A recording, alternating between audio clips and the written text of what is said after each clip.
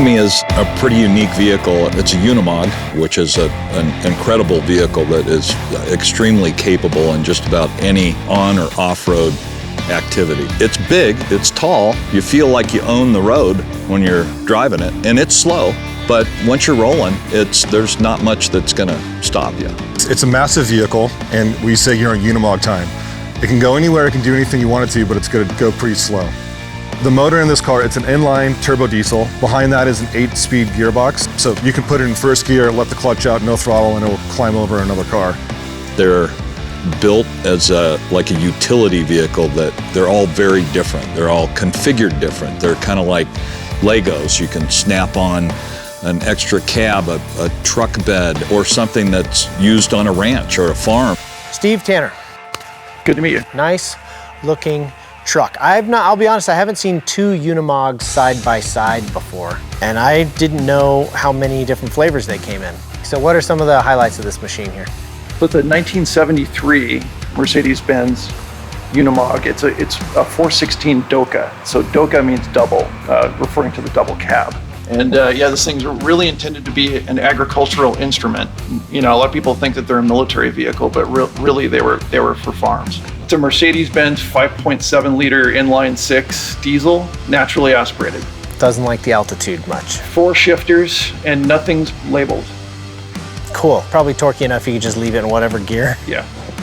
Really? As long as you don't want to go over 35 miles an hour. That's the max. No, it'll go 50 downhill, wide open throttle. It's funny because when you look at it, you just sort of get used to the scale, like the proportions, but then you look at the size, how tiny that little driver's seat is and the little pedals, and realize just how freaking huge it really is. Oh, yeah. I mean, I'm obviously, 7'2" or so.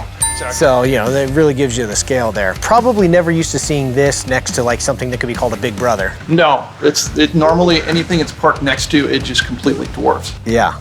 And then, I mean, that's the one that I think I'm gonna be driving, which is a lot different. But I'm gonna get some info from Mike on that. But thank you very much, Steve. You're welcome. Yeah, appreciate it. Mike Weiss.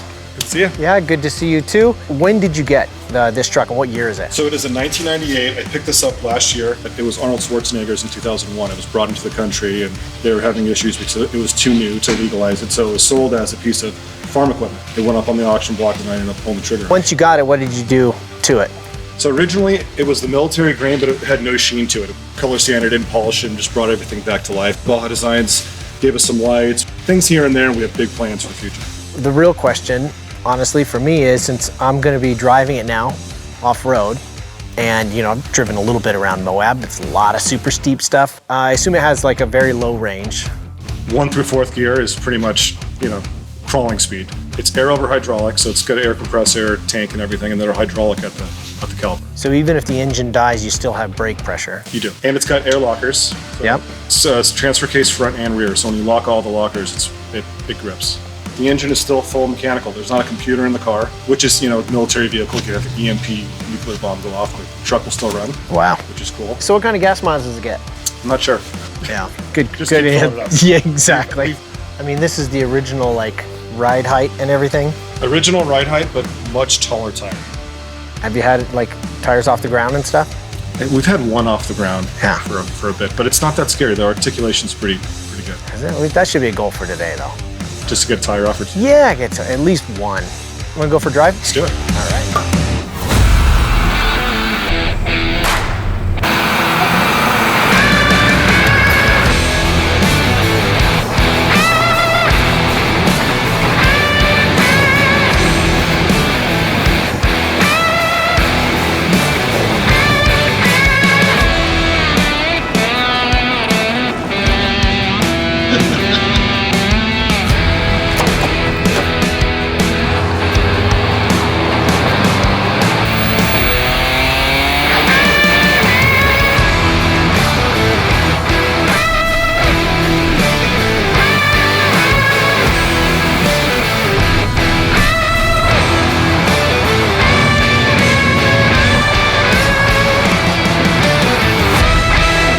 I like all different vehicles for different reasons, but one of the neatest things is that no matter where you go, it puts smiles on faces.